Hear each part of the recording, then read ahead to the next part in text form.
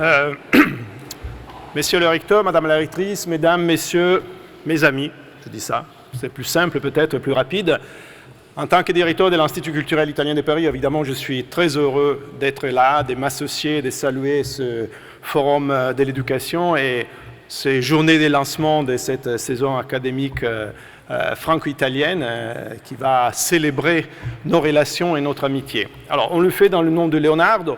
Beaucoup de choses ont déjà été dites, donc je vais être très rapide. Évidemment, aujourd'hui, cette année, Leonardo est d'actualité à l'occasion de 500 ans de sa mort. En ce moment, il y a plein de manifestations, des expositions en Italie, en France. Dans quelques jours, au Louvre, il y aura une grande exposition consacrée à Leonardo, donc c'est très important. Donc, Leonardo est d'actualité en cette année 2019. Mais je pense que Leonardo est d'actualité plus en général, au-delà de cette année. C'est d'actualité pour ces années dans lesquelles on vit, dans cette époque, dans ces années 2000, compliquées, contradictoires, et je crois que dans son héritage, dans son génie, on trouve plein de raisons de cette actualité. Je voudrais juste en souligner trois qui me paraissent importants et qui peut-être sont utiles dans le contexte où l'on se trouve aujourd'hui.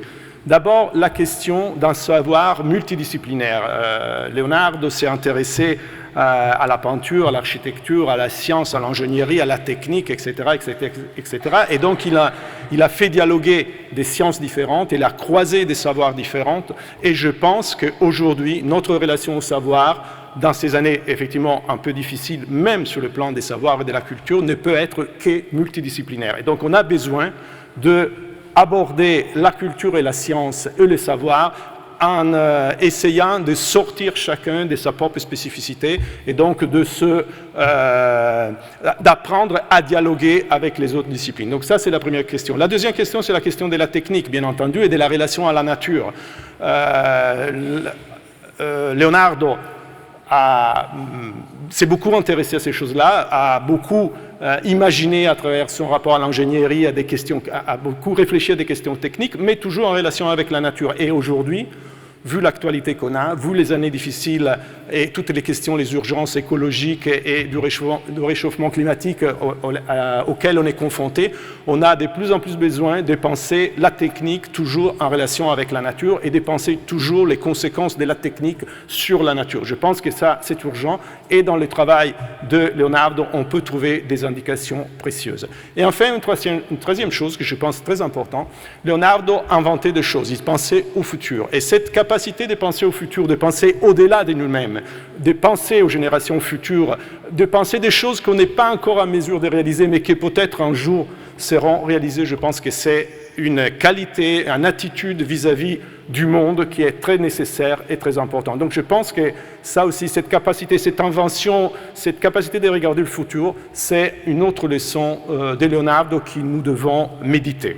Voilà, alors Leonardo est bien entendu à l'Institut culturel italien, on n'a pas attendu aujourd'hui pour s'en intéresser. Au cours de l'année, on a déjà fait plusieurs choses sur Leonardo, souvent en collaboration avec l'ambassade d'Italie. Je rappelle par exemple qu'en avril, on a fait une journée d'études qui s'intitulait « Sur les traces de Leonardo entre sciences, technologie et art figuratif ». Donc c'était juste dans cette idée-là, de la multidisciplinarité. On l'avait fait en collaboration avec le réseau des chercheurs italiens en France et avec les associations des anciens élèves de l'Université Polytechnique de Milan et de Turin. Un peu plus tard, en avril, on a fait une autre journée d'études consacrée à Leonardo et la ville durable, et ça, on l'avait fait en collaboration toujours avec l'ambassade et avec la ville de Milan, où en ce moment, il y a beaucoup de manifestations consacrées à Leonardo. Vous savez que Leonardo a passé pas mal de temps à Milan, et qu'à Milan, il y a la Seine, qui est quand même un des chefs-d'œuvre de Leonardo. Je le rappelle, pour qui n'a jamais encore eu l'occasion de le voir, allez-y, parce que c'est magnifique.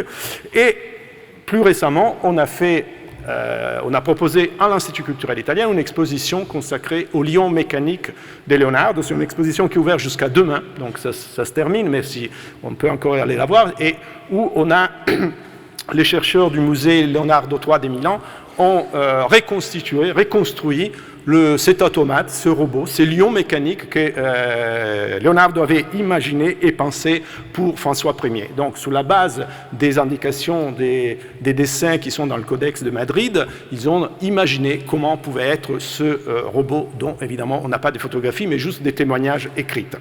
Voilà. Et encore, je rappelle une dernière chose sur Leonardo, c'est autour de Leonardo qui est justement à Chambord, sur l'escalier dont on parlait tout à l'heure, qui s'est, comment on peut dire, qu'on a salué et renouvelé l'amitié franco-italienne, le 2 mai, le jour de la mort de Léonard, entre le président Macron et le président italien Mattarella. C'était une occasion pour célébrer l'amitié franco-italienne au nom de la culture, au nom aussi du parcours de Leonardo qui a vécu entre la France et l'Italie, et au nom des œuvres de Leonardo qui sont en Italie mais aussi en France.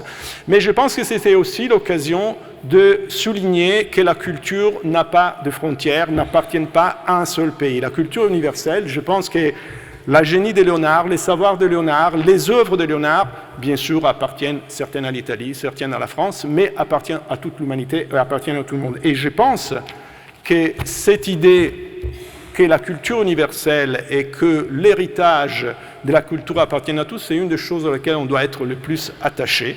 Et je pense que cet héritage, cette culture, nous, on doit la léguer aux nouvelles générations. Ça, c'est notre devoir à l'Institut culturel italien, à la Sorbonne et dans toutes les autres institutions culturelles qui ici sont représentées. Et donc, c'est pour ça que je pense que, encore plus, je suis content d'être là avec vous et de participer à cette journée pour laquelle je vous souhaite de très bons travaux. Merci beaucoup.